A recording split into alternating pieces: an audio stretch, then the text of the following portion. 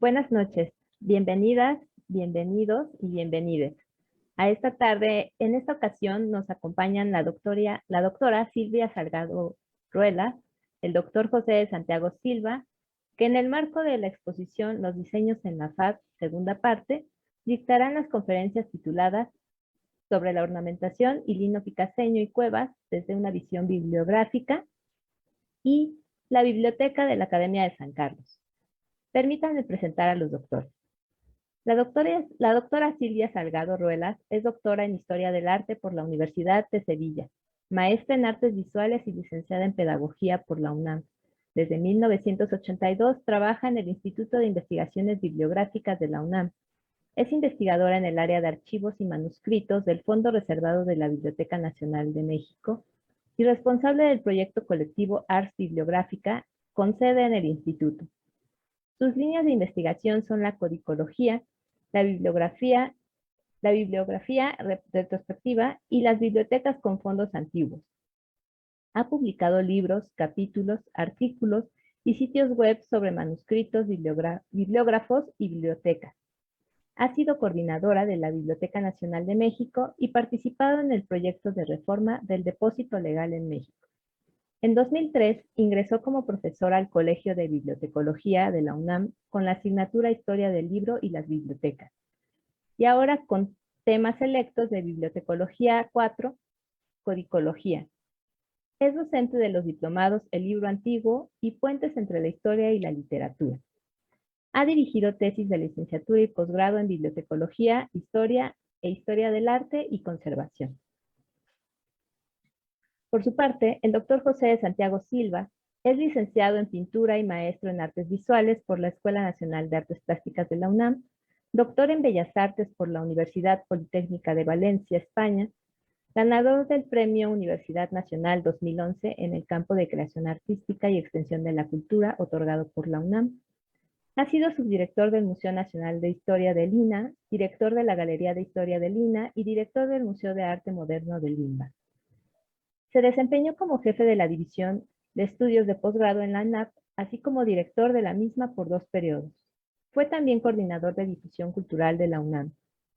Ha realizado más de 30 exposiciones individuales y participado en 76 colectivas, habiendo diseñado más de 70 escenografías para teatro, ballet y ópera.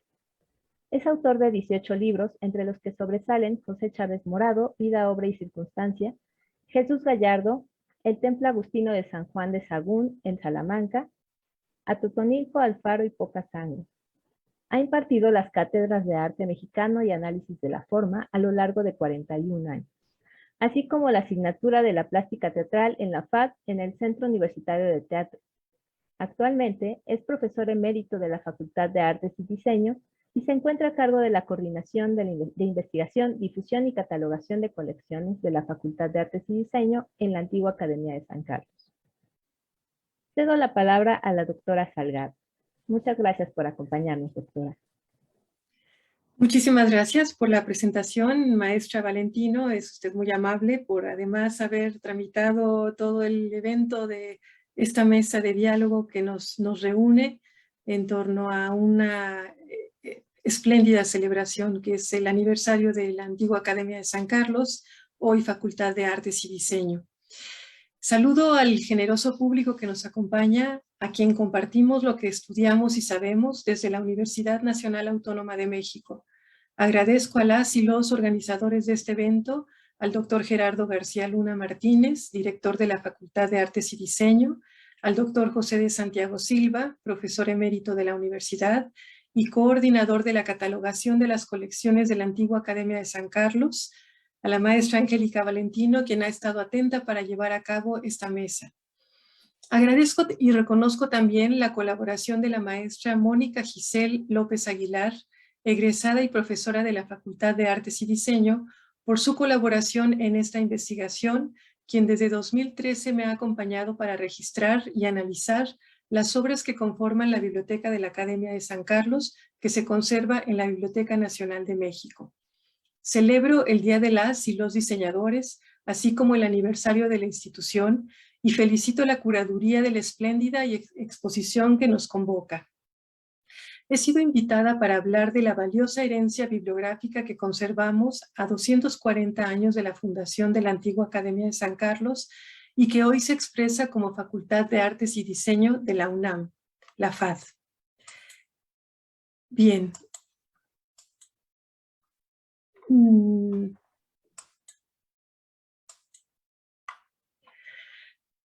Como son muchos los temas que se pueden abordar a partir de esta grata invitación, me concentraré en uno que sugirió el doctor de Santiago y que corresponde a la ornamentación. Sin duda, los diseños de la FAD se acompañan ineludiblemente de elementos que lo integran y circundan, adornan, etc. La línea, el punto, la superficie, el volumen y el color han estado presentes históricamente para que exista y funcione el diseño. La ornamentación es además parte de ese proceso creativo. El propósito de esta comunicación es revisar y visitar algunas de las fuentes bibliográficas e ilustradas que fueron colocadas en el estante 8 de la biblioteca de la Escuela Nacional de Artes Plásticas, considerando que éstas pudieron servir para la docencia en ornamentación al que fuera profesor de esa materia y bibliotecario de la escuela por 60 años, don Lino Picaseño y Cuevas. En 1972, una parte importante de la biblioteca de la Escuela Nacional de Artes Plásticas ingresó a la Biblioteca Nacional de México. Cabe recordar que cuando eso sucedió, la escuela se ubicaba en el edificio de la antigua Academia de San Carlos y la Biblioteca Nacional se encontraba en el antiguo Templo de San Agustín, su sede original en el centro histórico de la Ciudad de México. Las razones del trasiego de los libros que se han esgrimido señalan que las condiciones físicas y de seguridad del edificio, destinado originalmente al antiguo Hospital del Amor de Dios que construyó Fray Juan de Zumárraga en el siglo XVI, no eran apropiadas para resguardar las obras bibliográficas, por lo que se trasladaron al recinto nacional en las calles de Isabel la Católica y República de Uruguay. La decisión de mudar los libros fue tomada por el Consejo Técnico de la ENAP y don Ernesto de la Torre Villar, director del Instituto de Investigaciones Bibliográficas que administra a la Biblioteca Nacional desde 1967, recibió el fondo con sumo gusto.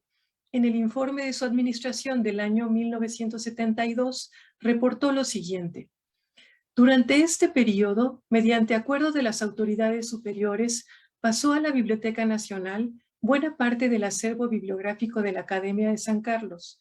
Ese acervo, constituido a partir del siglo XVIII por un selecto conjunto de obras referentes a la arquitectura, pintura, escultura y artes menores, habíase acrecentado con libros modernos de utilidad para los estudiantes.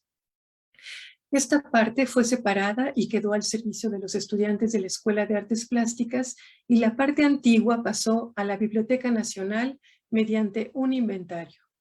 Como señala el director, la selecta colección ingresó a la biblioteca con un inventario mecanoescrito y fotocopiado que ha sido servido como instrumento de consulta para acceder a las obras y en él se identifican 23 estantes temáticos formados por don Lino Picaseño y Cuevas. Me detengo brevemente en la biografía de este notable personaje, quien nació en Yautepec, Morelos, el 23 de septiembre de 1884 y murió en 1984 en la Ciudad de México. En el archivo histórico de la Biblioteca de la Facultad de Arquitectura, que por muchos años llevó su nombre, pero que recientemente cambió al de la arquitecta Lilia Guzmán y García, se conserva el expediente con el número 11.780 del Fondo Academia de San Carlos, en el cual se encuentra el testimonio de Picaseño, quien declara haber ingresado a la Escuela Nacional de Bellas Artes el año de 1903 a la edad de 19 años. Antes estuvo en la Escuela Nacional de Artes y Oficios, que se encontraba en el convento de San Lorenzo, donde se ubica actualmente la Universidad del Claustro de Sor Juana. En 1907, Lino Picaseño solicitó permiso al director para estudiar en la clase de dibujo al desnudo del profesor Leandro Izaguirre, así como historia del arte. En 1913, a la edad de 29 años, declara ser asistente en la clase de yeso superior y desnudo, según consta en la imprescindible guía de la Academia de San Carlos de los años 1910 a 1914 del doctor Eduardo Báez. En el mismo fondo de la Academia, pero en la gaveta 6, se conservan 361 hojas de servicio del personal académico y administrativo de la escuela que registran la trayectoria de varios contemporáneos del lino picaseño, tales como Adamo Boari, Germán Gedovius, Antonio Rivas Mercado y Saturnino Herrán, entre otros. Me concentro en el documento 13.009 con la hoja de picaseño, en la que se anotó el 20 de abril de 1917 como el día en el que es nombrado bibliotecario de la Escuela Nacional de Bellas Artes a la edad de 33 años, cargo en el que permaneció, entiendo, hasta 1977. En su labor bibliotecaria se descubre la reorganización de la colección, ya que en inventarios y catálogos anteriores se observan clasificaciones alfabéticas o con numeración arábiga que no coincide con la otorgada por él. En el catálogo del archivo de la Escuela Nacional de Bellas Artes, 1857-1968, del Archivo Histórico de la UNAM, la maestra Flora Elena Sánchez Arreola registró la actividad docente del lino picaseño durante los años de 1938 a 1947 y en su texto nos señala que en 1838, 39 y 41 impartió la clase de estilos de ornamentación a la par que Carlos Alvarado Lang daba litografía y grabado. En 1943 impartió la clase de historia de estilos ornamentales cuando Francisco Goitia daba dibujo al desnudo en el segundo año profesional, y en 1947 fue profesor de composición ornamental, en tanto que Roberto Garibay era el de dibujo preparatorio. Como se ha dicho, en ese tiempo se desempeñaba también como bibliotecario de la escuela, lo que permite suponer que pudo reunir las obras útiles para su actividad docente en un espacio de consulta. Esa hipótesis deriva de que el estante temático con el número 8 u 8 romano contiene obras específicas sobre la ornamentación y cuenta con 70 títulos de impresos que incluyen álbumes, manuales, gramáticas, modelos, exposiciones, métodos de composición, etcétera, que se publicaron principalmente en París. De ahí procede la mayoría de las obras de ese estante, pero también de Roma, Milán, Londres, Lieja, Dresde o Berlín, con fechas extremas de edición ubicadas entre 1751 y 1924. Más adelante veremos algunos ejemplos notables de ese anaquel. Traigo a la memoria el recuerdo del año 1999, cuando un grupo de bibliotecarios fuimos convocados para sistematizar y catalogar los libros de la Academia y se acordó respetar la ordenación que consiste en un número romano que representa el estante y un número arábigo que refleja la posición consecutiva ocupada en él. Al consultar el inventario mencionado que tienen ustedes en pantalla, observamos que los estantes tenían un orden especializado en la enseñanza de las artes dentro de la Escuela Nacional de Artes Plásticas, pero los temas no están plasmados en el inventario. Se puede ver en la hoja que corresponde al estante 8 y cómo se llevó a cabo el registro.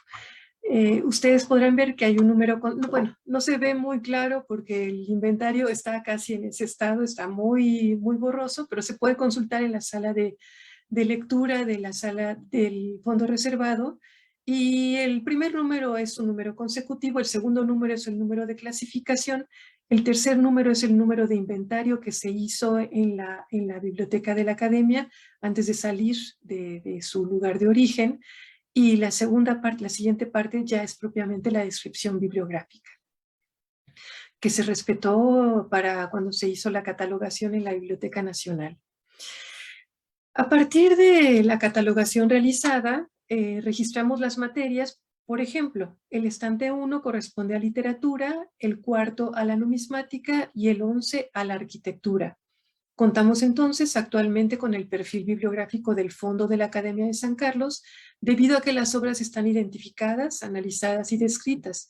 Esto facilita adentrarse en las fuentes que sirvieron para la formación artística e intelectual de los docentes y discentes a lo largo de varios años del siglo XX. Entremos a los libros. He traído para ustedes ocho ejemplares. El primero es que está en el estante 8 y que tiene el número 1. Se encuentra uno de los autores clásicos que destaca por su trayectoria.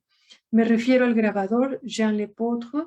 Recuerdo con este nombre también al del doctor Eduardo Báez, quien mencionaba que fue una de las primeras obras que solicitó Jerónimo Antonio Gil para la enseñanza. Del informe del 18 de julio de 1782 que el director de la academia envió al viceprotector y los conciliarios, en la sección de libros de adorno y galerías, cito el pasaje de esta petición, la petición de Gil, la serie de estampas de Lepôtre y las mejores obras de arquitectura y geometría y también el curso de anatomía que tiene la Academia de Pintura y Escultura de París.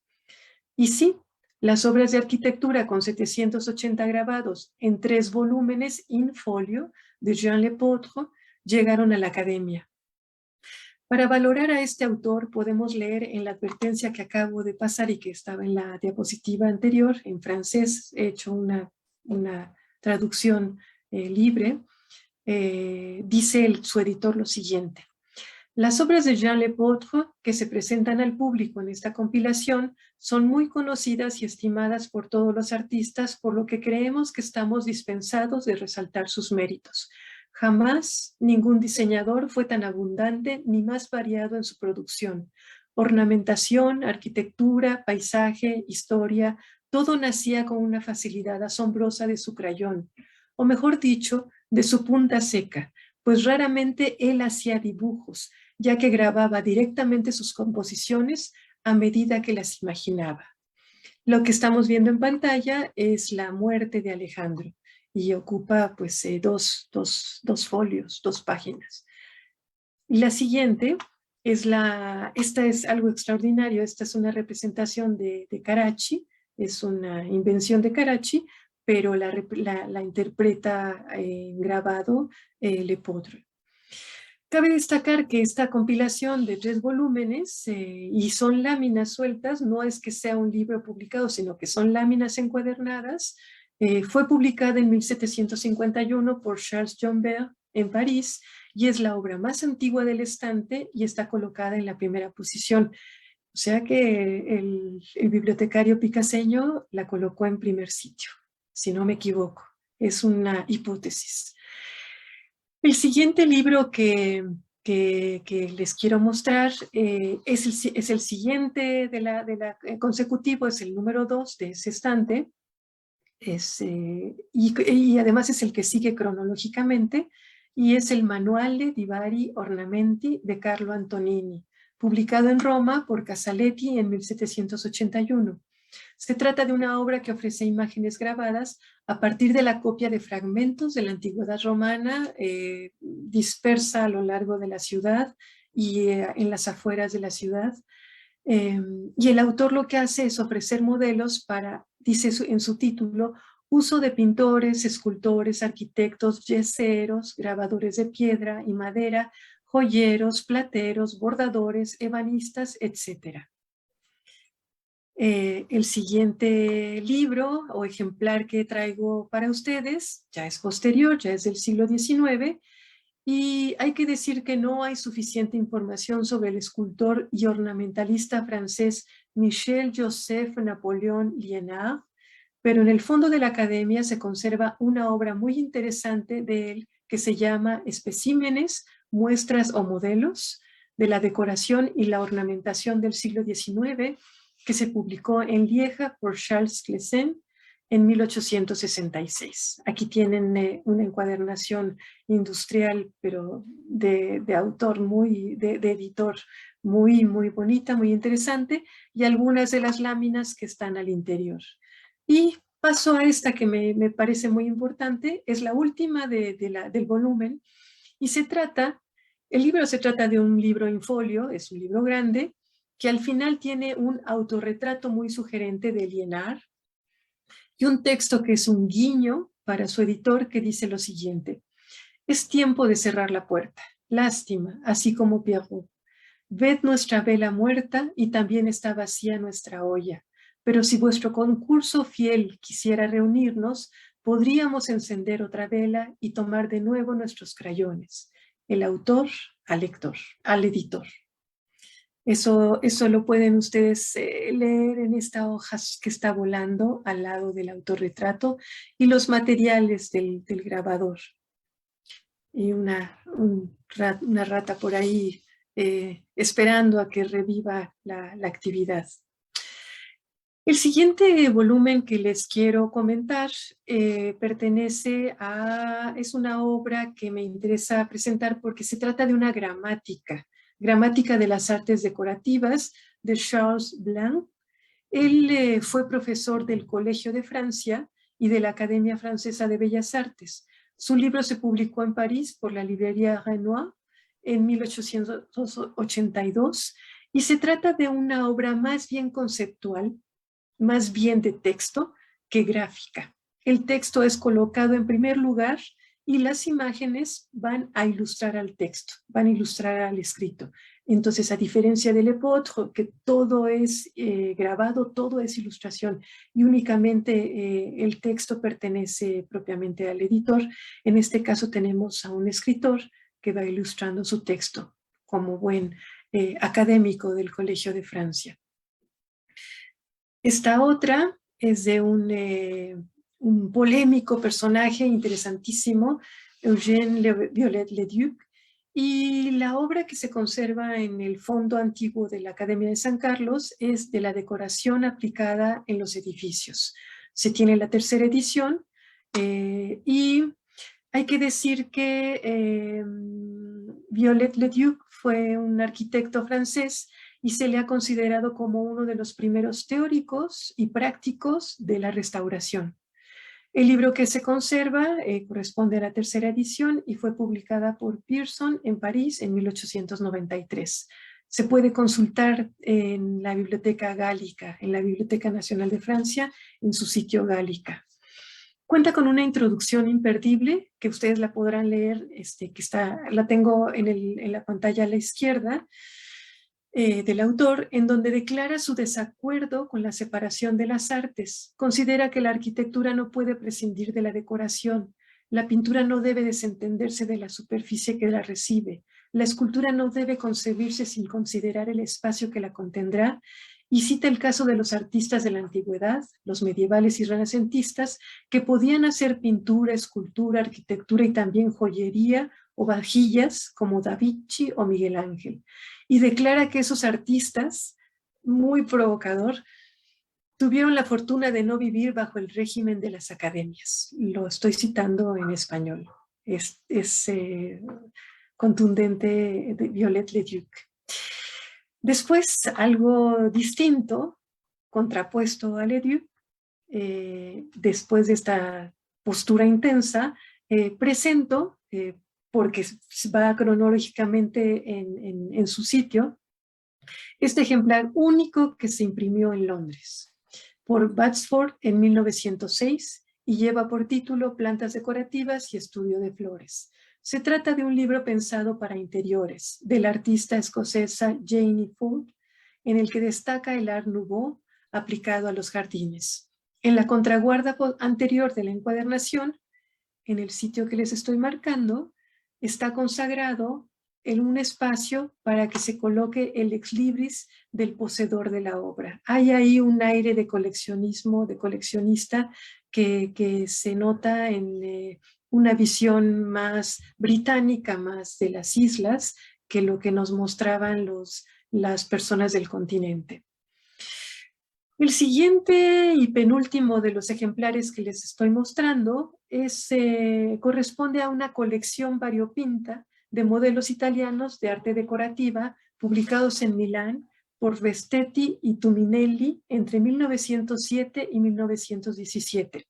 Seleccioné un alfabeto para que ustedes aprecien el tipo de propuestas que se conocieron en su momento en la Escuela Nacional de Bellas Artes antes de cambiar a su actual nombre. Entonces, este es uno de esos modelos que servían para posiblemente las clases del del profesor picaseño.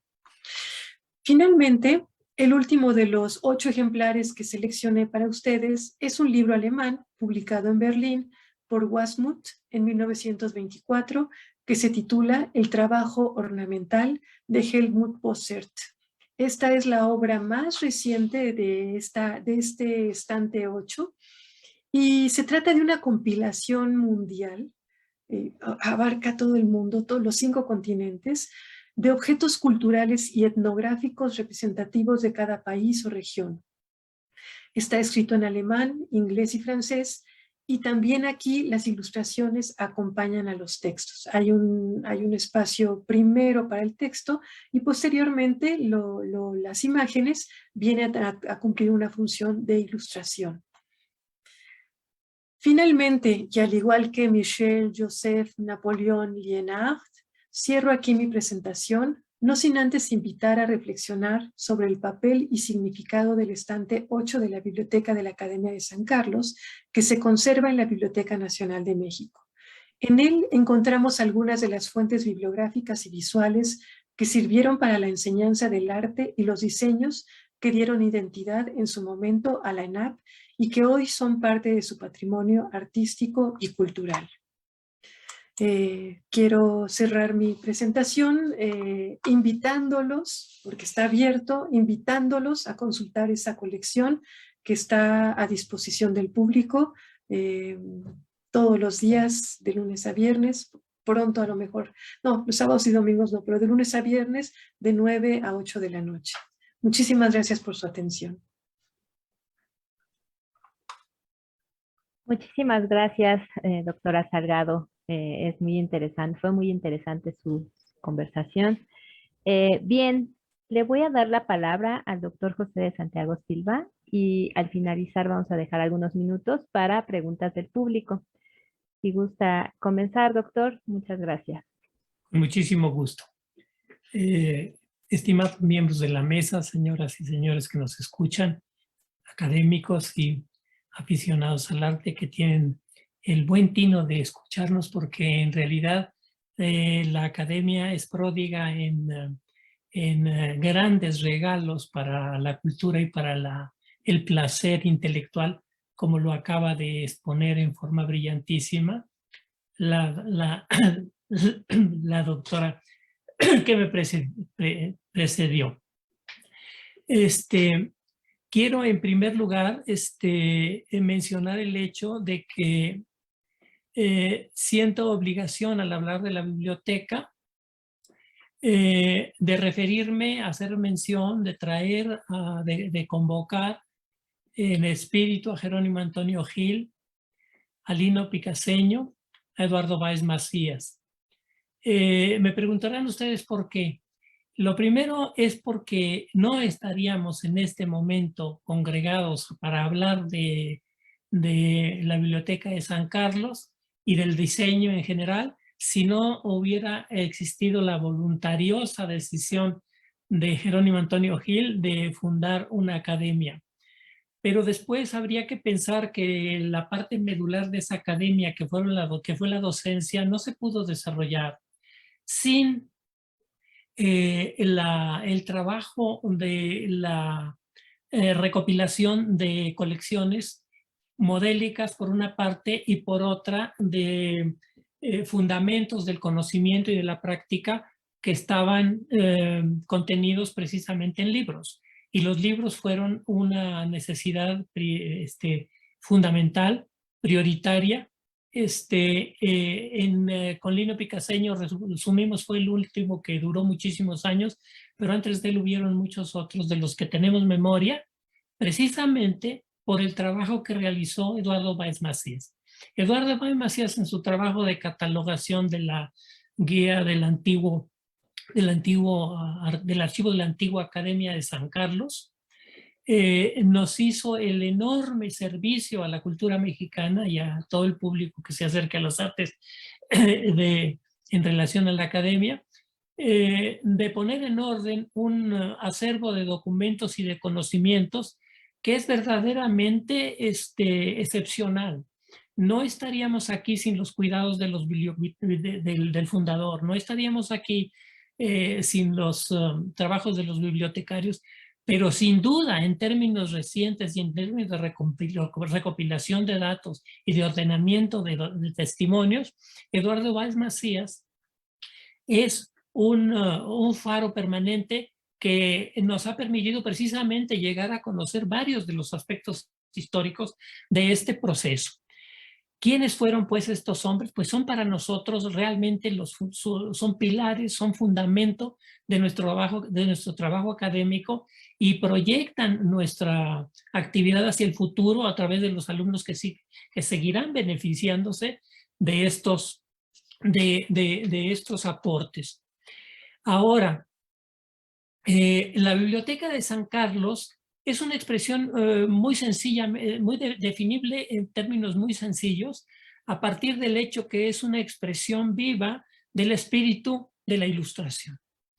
La Ilustración no es el momento de hablar precisamente de sus fundamentos filosóficos y de su desarrollo, pero sí es el momento de pensar en el hecho de que en realidad el propósito fundamental de la Ilustración fue el construir un modo de vida que fuera acorde con los principios intelectuales acumulados por la humanidad en el trayecto de su historia. Me refiero fundamentalmente al conocimiento europeo del desarrollo del pensamiento.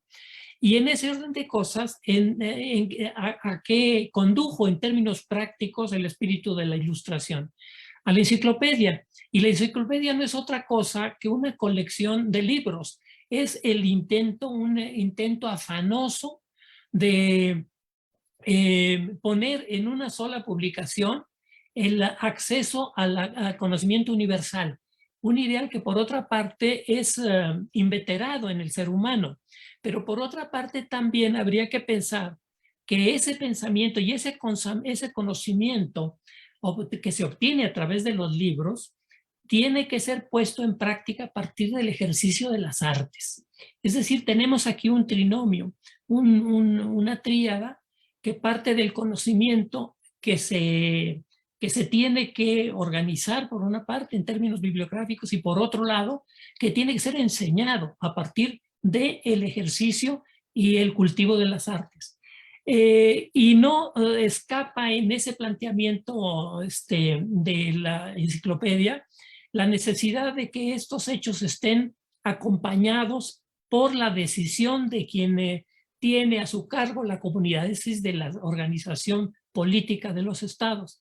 Este asunto desemboca necesariamente en que en realidad estamos asistiendo en la Ilustración a una forma de reconsideración de todos los aspectos de la vida y por ello entonces se incluye en las academias una serie de prácticas que rebasan los términos de las simplemente llamadas bellas artes, sino que en realidad el fenómeno va hacia la recomposición de las costumbres y del modo de entender el refinamiento a partir del conocimiento. Ello implica entonces el hecho de que tenemos que saber cuáles son y cómo es la mejor forma de producir escritos, de producir tipografía.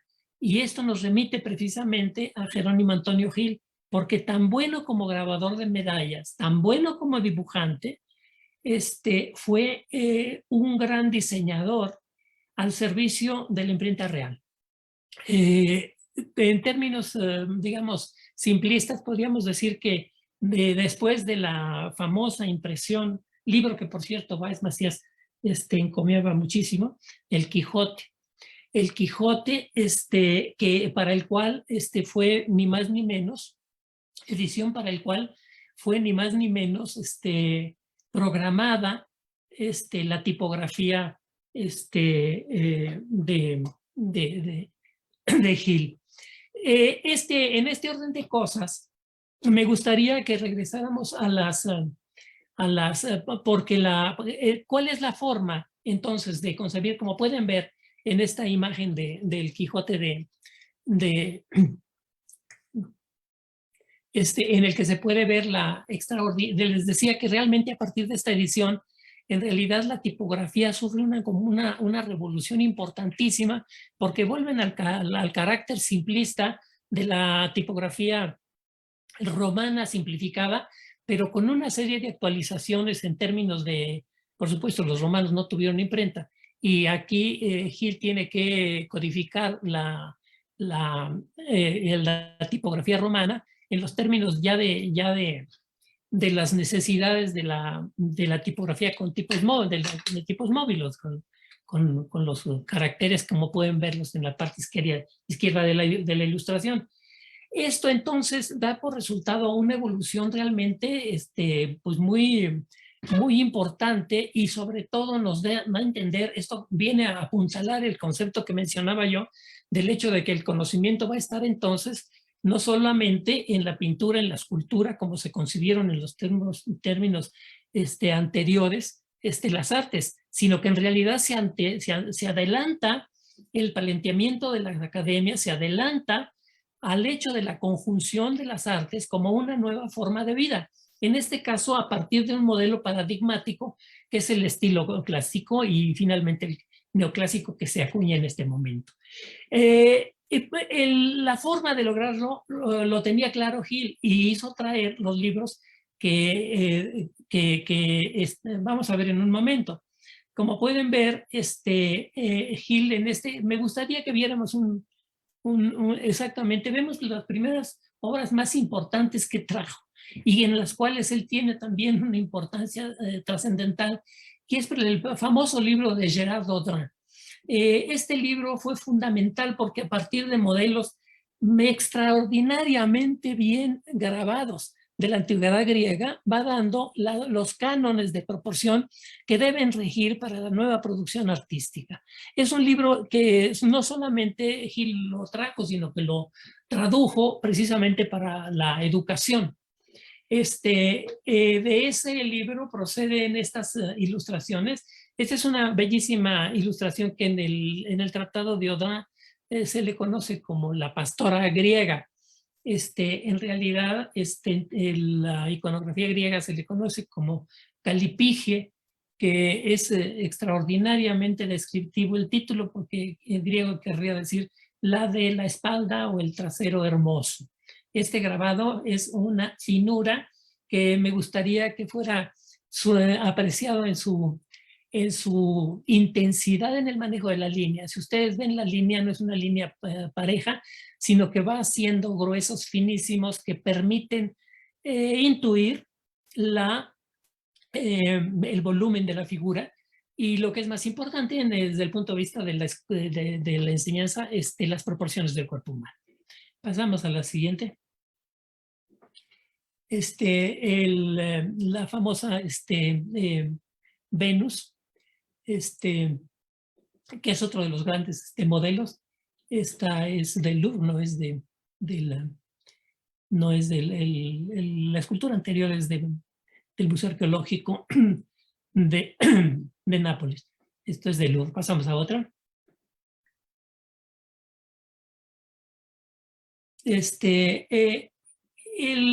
Pongo esto como ejemplo de la enciclopedia, como la publicación que es punto de partida para el asunto que nos ocupa, que es el de los libros en la academia. Pasamos a otra. En ese orden de cosas vienen la recuperación de una serie de documentos antiguos y de reediciones antiguas de obras fundamentales, como es la arquitectura de Vitruvio, que es el tratadista florentino romano, que fue traducido en tiempos renacentistas y que constituye un revival de los cánones. Como él, tendríamos que mencionar también a Plinio. En los famosos 10 libros de arquitectura de Vitruvio, se inspiró la mayor parte de las construcciones renacentistas. Aparejado a los conocimientos que aportó esa primera traducción de Vitruvio a las lenguas vulgares en el tiempos del Renacimiento, estaría la obra de Plinio, la historia natural. Pasamos a otra. También producto del Renacimiento, en el área teutónica están las medidas del cuerpo humano, de Alberto Durero. Como pueden ver, estas obras ya desde esta particularmente es importante porque es una de las obras. Pido una disculpa por no tener las copias de la propia Biblioteca Nacional, puse las que pudimos encontrar, pero finalmente son obras sí, similares y cercanas, ediciones similares y cercanas a las que conserva la Biblioteca Nacional. Pasamos a otra. Los 10 libros de arquitectura de Alberti, que también es otro fundamento de la generalización del gusto por las armonías universales en tiempos renacentistas. Pasamos a otra. Y por supuesto, quizás el más común y el que más se consumía y que más se tenía que pedir permanentemente para restituirlo, es el Vignola, que pues es un teórico del Renacimiento tardío, en donde ya encontramos una buena cantidad de características de la evolución hacia creaciones innovativas en la arquitectura clasicista. Pasamos a otra. Los 4 libros de arquitectura de Palladio, que también es fundamental. Pasamos a otra. Finalmente terminamos con un libro ya digamos a caballo entre el barroco y el neoclásico, que es Vicente Carducho.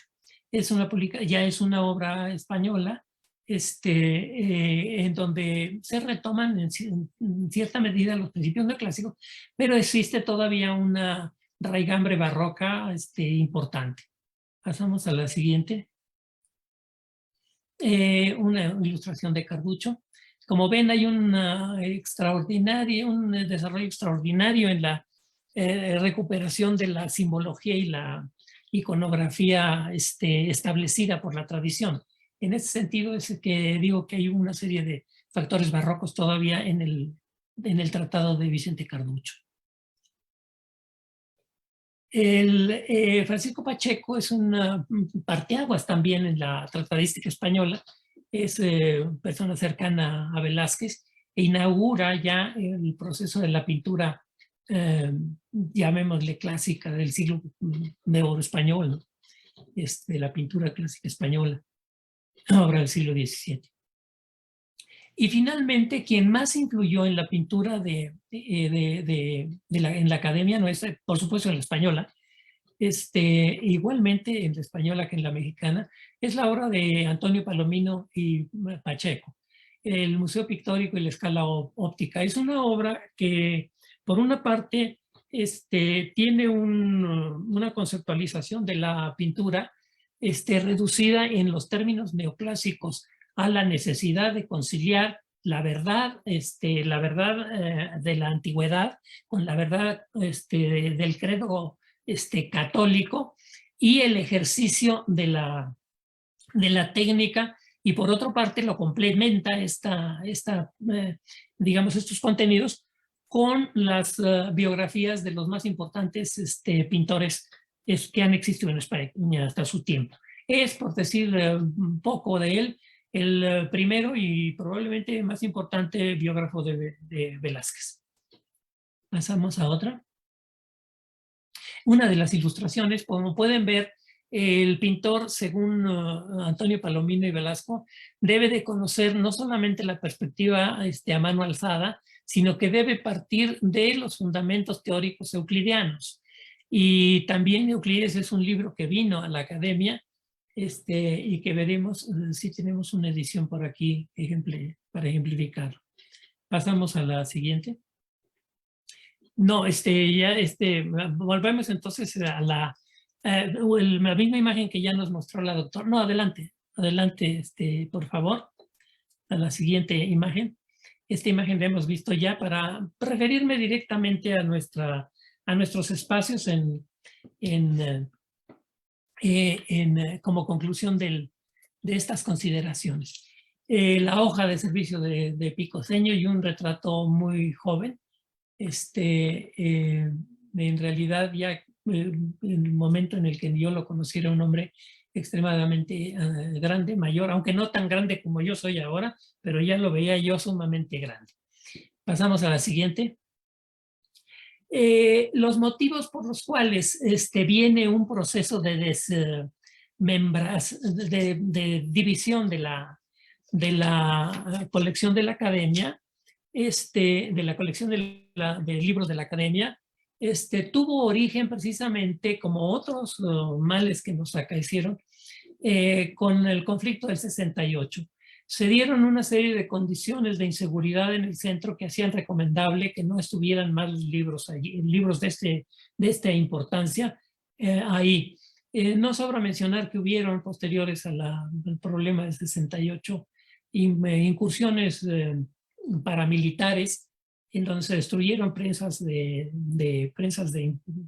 producción gráfica, evidentemente como represalias por la participación de la dependencia universitaria en el movimiento, y se consideró, creo que fue juicioso, poner a salvo estas obras en el fondo reservado de la Biblioteca Nacional. Ese fue el primer cambio.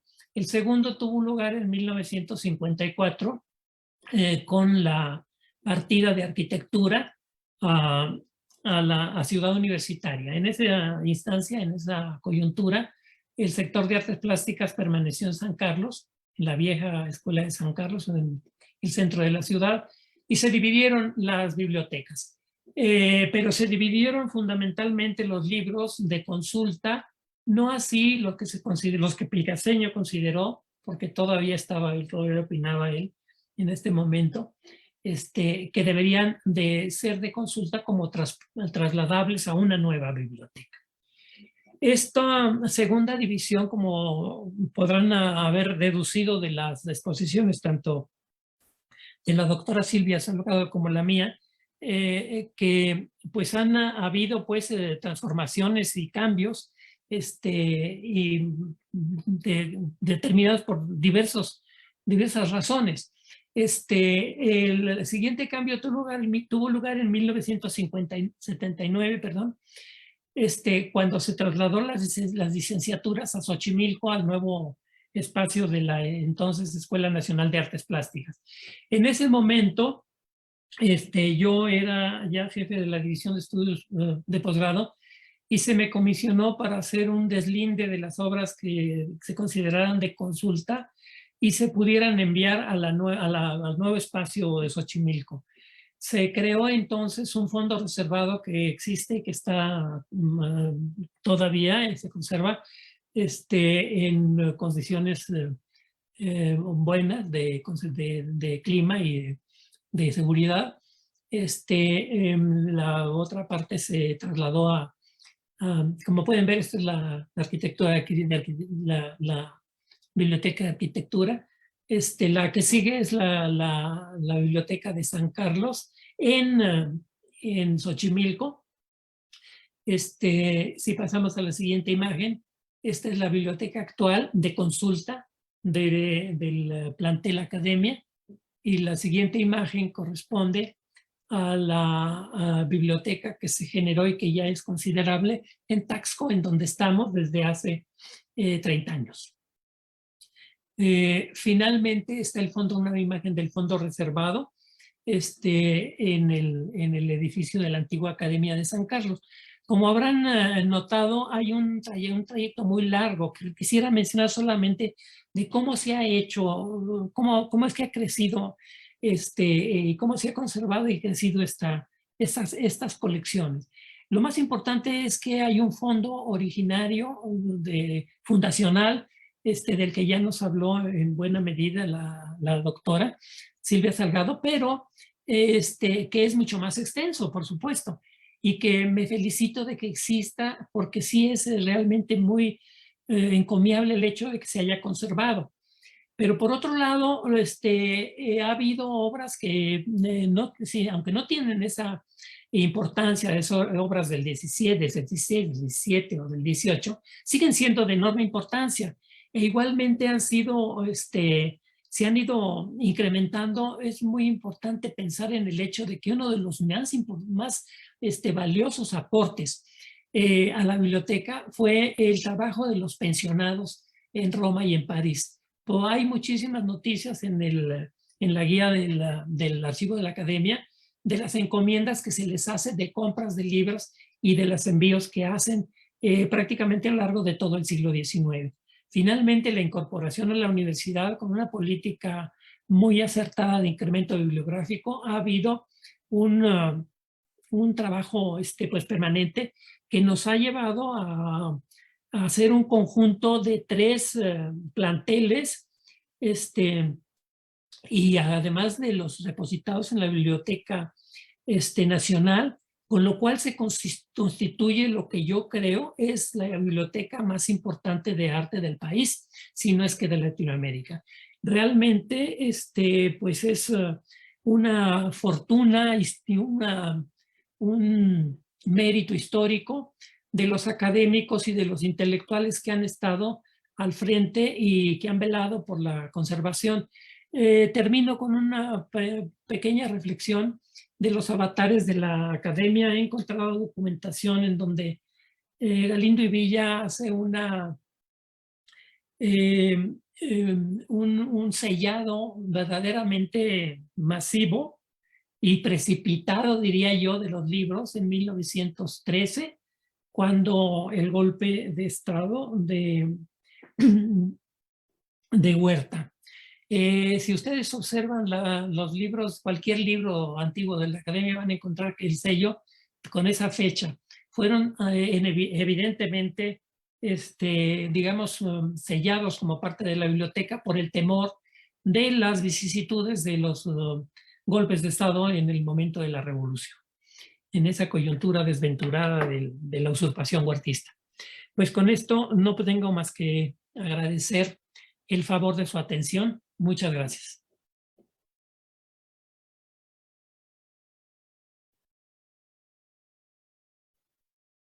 Muchas gracias, doctor José de Santiago. Pues no sé si, déjeme ver, aquí hay alguna pregunta. Pregunta Angélica Ortega. Buena tarde, excelente ponencia, doctora Salgado. En la Academia de San Carlos tenemos láminas sueltas de Jean Lepot. ¿El ejemplar de la biblioteca está completo o podrían ser estas láminas las páginas faltantes de su ejemplar? No, yo acabo de hacer la revisión completa de los 3 volúmenes, son 3 volúmenes los que están en la Nacional, y solamente en el último, al final, me pareció ver que faltaba una lámina, me pareció, no puedo confirmarlo, pero está completo y está en muy buen estado con su encuadernación original, con tapas de madera y cubierta de piel y tejuelo en oro. Está perfectamente, está en muy buenas condiciones y son 3 volúmenes de la misma obra. Muchas gracias, doctora. Bárbara del Viento comenta qué bellezas de libros, materiales muy valiosos. Bien, hasta ahorita no tenemos ninguna otra pregunta, pero no sé si quieran ampliar algo a algunos de ustedes acerca del tema. Bueno, yo podría comentar a reserva de que el doctor retome alguna idea en especial. Algo que leí del informe del doctor Ernesto de la Torre Villar, de que se había separado la colección antigua y se había ido a la Biblioteca Nacional, y la moderna se había quedado en la ENAP, en la biblioteca de la ENAP. No es tan exacta, porque tenemos también en la Biblioteca Nacional libros del siglo XX.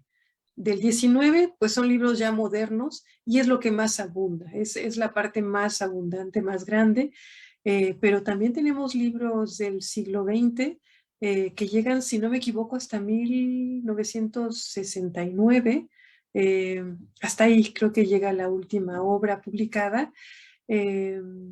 Y debo de decir que no, los arquitectos no se llevaron todo, porque el segundo estante más grande que se conserva en la Nacional es justamente arquitectura. Es súper abundante la parte de arquitectura y ciencia y tecnología, con esta idea de los ingenieros y de mejoramientos, de que la academia no era solamente un cultivo de lo bello, del buen gusto, era también una academia que intentaba resolver problemas propios de la ciudad y del país, como mejoras en caminos, puentes, hidráulica, geografía, geometrías, trigonometrías. O sea, hay una biblioteca no solo laica de obras de arte, sino también hay una biblioteca científica de gran valor.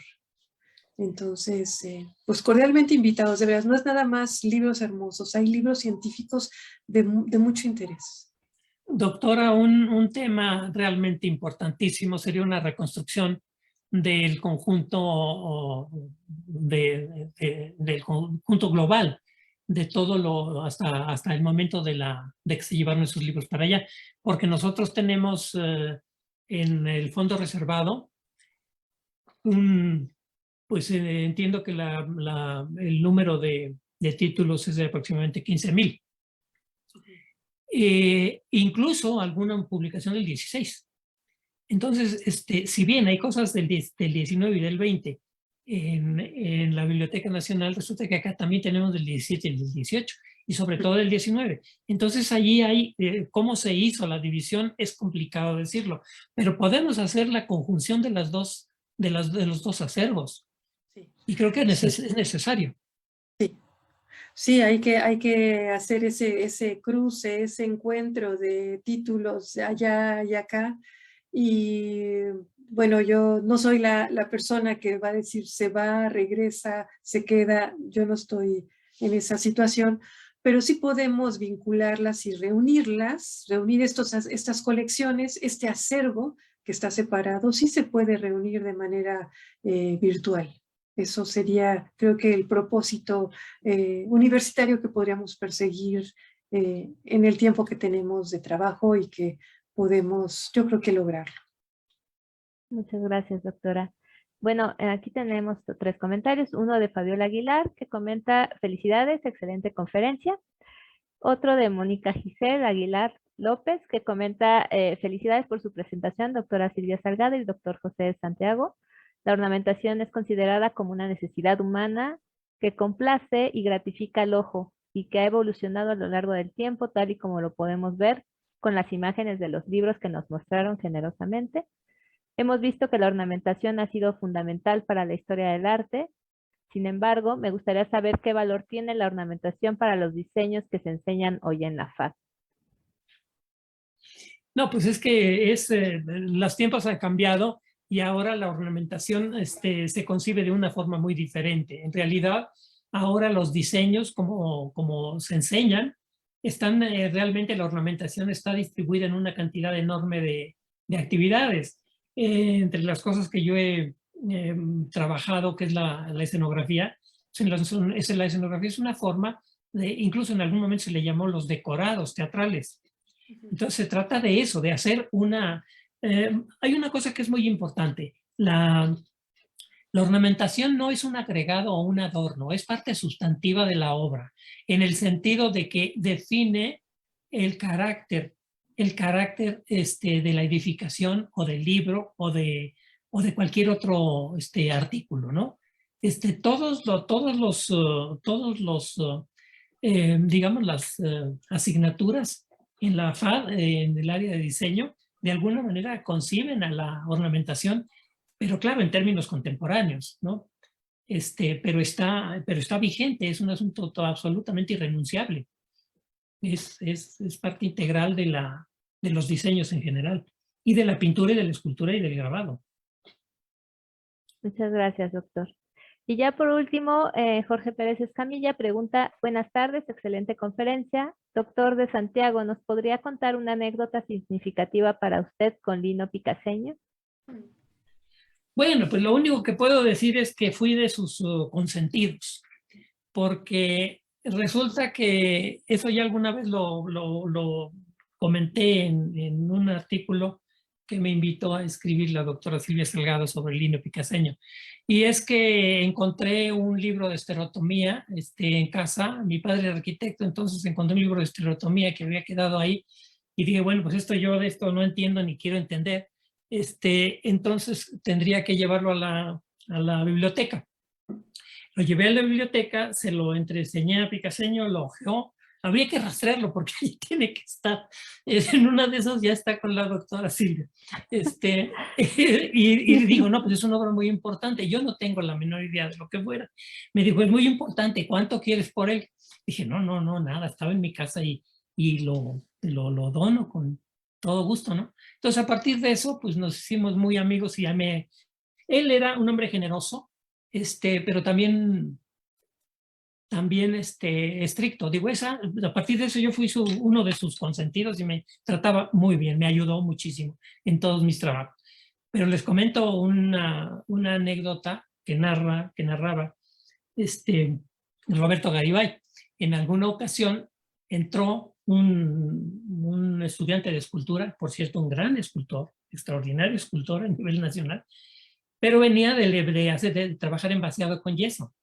Y cuando se trabaja en vaciado con yeso, uno queda totalmente cubierto de polvo y lo va regando por donde camina. Y entró a la biblioteca, que estaba maravillosamente pulida, dejando una huella espantosa. Entonces, de plano, le dio una bofetada. Y el estudiante le preguntó, oiga, ¿por qué me pega? Y volteó y le mostró el camino de yeso que había dejado, de talco de yeso que había dejado al entrar a la biblioteca. O sea que tenía esos niveles, era un hombre muy enérgico. Y le prometo, es cosa que no puedo decir en público, pero hay otras anécdotas de él muy simpáticas. Muchas gracias, doctor. Pues muchas gracias a los dos por estas pláticas tan interesantes. Pues les agradezco su tiempo y el habernos acompañado en esta serie de conferencias que se están realizando en el marco de la exposición Los diseños en la FAD. Les invitamos a visitar también la exposición Los diseños en la FAD a través de la página de la Antigua Academia de San Carlos. Pues enhorabuena, muchas gracias por acompañarnos, gracias a quienes estuvieron haciendo preguntas y a quienes nos estuvieron viendo a través de Facebook. Perdón.